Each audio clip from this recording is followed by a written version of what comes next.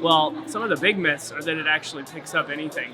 I always call the one-click background checks the Swiss cheese of background checks.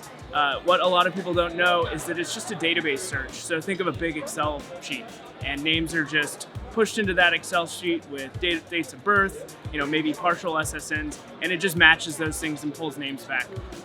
To get a solid background check, you have to go to county clerk's offices and actually retrieve court records. A little known fact is only about 54% of courts actually push their data to a database search. So you're not going to get accurate data at all and reportable data. We're at the NAPBS convention where they are constantly talking about compliance, and if you report database data, you are definitely not in compliance.